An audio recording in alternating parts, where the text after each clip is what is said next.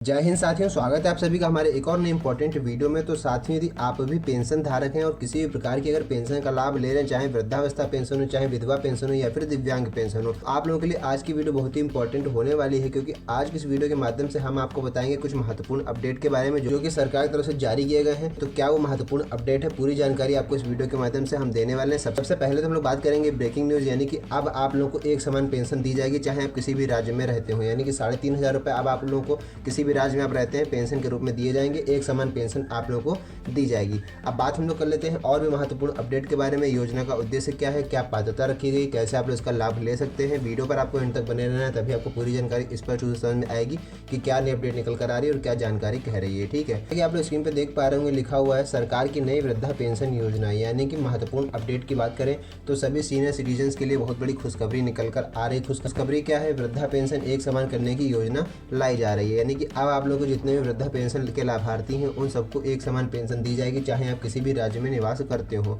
3,500 रुपये पेंशन की बात चल रही है, यानी कि 3,500 रुपये आप लोगों को हर महीने अब दिए जाएंगे चाहे आप किसी भी राज्य से बिलोंग करते हो। एक समान पेंशन आप लोगों को इसमें दी जाएगी। ठीक है, बात कर लेते हैं योजना का मुख्य उद्देश्य क्या है, आखिर क्यों यह योजना लाई जा रही है। तो वित्तीय स्थिरता में सुधार हो सके, जरूरतमंद बुजुर्गों को इसमें राहत मिल सके और समाज के कमजोर वर्गों का उत्थान हो सके, इस उद्देश्य से यह योजना लाई जा रही है। ठीक है, बात हम लोग करने वाले हैं मुख्य विशेषताएं, यानी कि क्या क्या इसकी विशेषताएं रहने वाली हैं।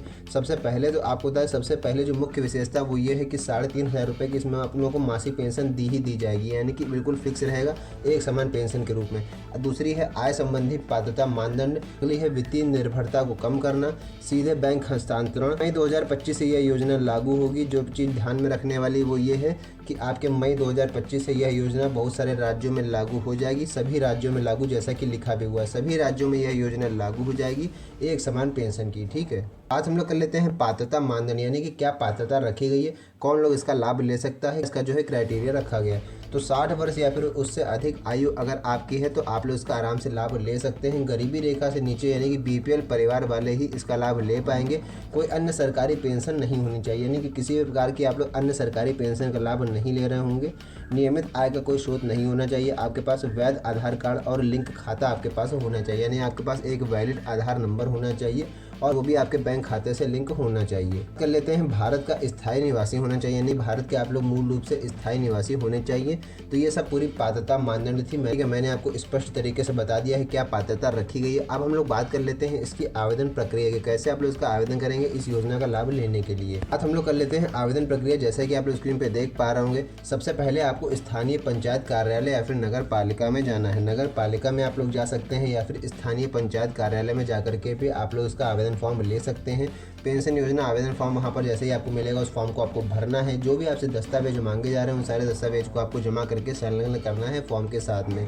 आधार कार्ड, आयु प्रमाण पत्र, बैंक पासबुक, ये सब आपसे डॉक्यूमेंट मांगे जा सकते हैं आवेदन करने के लिए। ठीक है, आगे अगला है बैंक पासबुक के बाद बीपीएल कार्ड यदि आप पर लागू होता है। स्थानीय प्राधिकरण द्वारा सत्यापन की प्रतीक्षा आपको करनी है और स्वीकृति के बाद आपकी पेंशन जो है वो आपके खाते में जमा कर दी जाएगी। जैसे ही आपका आवेदन जो है सबमिट होगा, यानी कि वेरिफिकेशन प्रोसेस कंप्लीट हो जाएगा, तब आपके खाते में जो है पेंशन की राशि जमा कर दी जाएगी। तो हम लोग सबसे महत्वपूर्ण बात कर लेते हैं आवश्यक दस्तावेज। कौन से आपको दस्तावेज चाहिए होंगे इस फॉर्म को भरने के लिए, तो आप इनको एक जगह पर नोट करके रख लीजिए। क्योंकि सबसे पहले आपसे मांगा जाएगा आधार कार्ड, जो कि मैंडेटरी होता है फॉर्म भरने के लिए, आयु प्रमाण पत्र, BPL ration card, bank passbook, passport आकार की फोटो और मोबाइल नंबर। तो ये सारे डॉक्यूमेंट्स आपको चाहिए होंगे फॉर्म को भरने के लिए। ठीक है, अब इसका लाभ आप लोगों को क्या क्या मिलता है, कैसे आप लोग इसका लाभ ले सकते हैं, आगे वीडियो में अभी हम आपको आगे बताने वाले हैं। तो जैसा कि स्क्रीन पे लिखा हुआ है योजना के लाभ, क्या क्या आप लोगों को लाभ मिलेंगे। मासिक आय में वृद्धि होगी, यानी कि किसी राज्य में पहले 2,500 रुपये दी जाती थी, कहीं पर 2,000 दी जाती थी, कहीं पर जो है 3,000 दी जाती थी। आपको जब एक समान पेंशन राशि दी जाएगी, यानी कि 3,500 रुपये जो कि आप लोगों को दिए जाएंगे,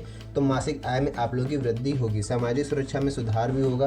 प्रत्यक्ष बैंक हस्तांतरण यानी डीबीटी के माध्यम से आपका पैसा भेजा जाएगा, डायरेक्ट बेनिफिट ट्रांसफर। तो इसलिए आपको अपने डीबीटी अकाउंट को भी एक्टिव करा के रखना है।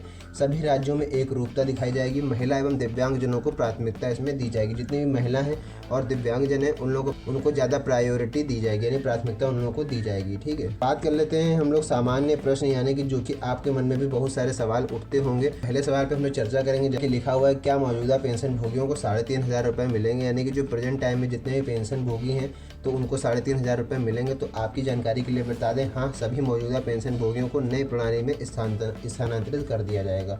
जितने भी मौजूदा पेंशन है और अब से जो नया रजिस्ट्रेशन करेंगे तो उन सभी लोगों को जो है पेंशन भोगियों को नई प्रणाली में ट्रांसफ़र कर दिया जाएगा, स्थानांतरित कर दिया जाएगा। क्या आवेदन के लिए कोई ऑनलाइन पोर्टल है?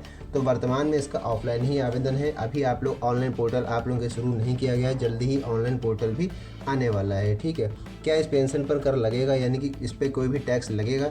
तो आपको बता दें, नहीं, यह पेंशन जो राशि है वो कर योग्य नहीं है। ठीक है, आगे बात कर लेते हैं कि क्या पति पत्नी दोनों अलग अलग पेंशन प्राप्त कर सकते हैं। तो बिल्कुल आपकी जानकारी के लिए बता दें, यदि दोनों पात्रता मानदंड को पूरा करते होंगे, सिंगल अकाउंट होगा दोनों का अलग अलग, तो आप लोग उसको प्राप्त कर सकते हैं। यदि किसी व्यक्ति के पास आधार कार्ड नहीं है तो क्या होगा? तो आधार कार्ड इसके लिए आपको बता दें अनिवार्य है। अगर आपके पास आधार कार्ड नहीं है तो आप लोग इसका आवेदन नहीं करवा पाएंगे। आवेदन करने से पहले आपके पास नामांकन होना चाहिए, यानी आधार कार्ड पहले आपको बनवाना है, उसके बाद ही आप लोग इसका आवेदन फॉर्म भर सकते हैं। आगे हम लोग बात करने वाले हैं राज्यवार लाभार्थियों की योजना, यानी किस राज्य में यह योजना शुरू की जाएगी मई 2025 से। सबसे पहला राज्य है उत्तर प्रदेश, सबसे ज़्यादा आबादी वाले राज्य यानी कि उत्तर प्रदेश में यह योजना शुरू की जा रही है। महाराष्ट्र है, बिहार, पश्चिम बंगाल, मध्य प्रदेश, राजस्थान, आगे है तमिलनाडु। यानी कि जितने भी ये राज्य आप लोग देख रहे हैं, इन सभी राज्यों में जो है यह योजना शुरू की जा रही है मई 2025 से। तो पूरी जानकारी मैंने इस वीडियो के माध्यम से आपको बता दी है। क्या पात्रता रखी गई थी, कैसे आप लोग इसका आवेदन फॉर्म भरेंगे, क्या योजना है, पूरा ओवरव्यू मैंने आपको इस वीडियो के माध्यम से बता दिया है। ठीक है, अगर वीडियो अच्छी लगी हो तो वीडियो को लाइक कीजिएगा और उसको अपने जानने वाले साथियों में जरूर शेयर कीजिएगा, ताकि वे सब भी जान सके कि मई 2025 से क्या बदलाव होने वाले हैं उनकी पेंशन योजना में। ठीक है, तो बस आज की इस वीडियो में इतना ही। मिलते हैं नई वीडियो में नेक्स्ट टॉपिक के साथ, तब तक के लिए धन्यवाद।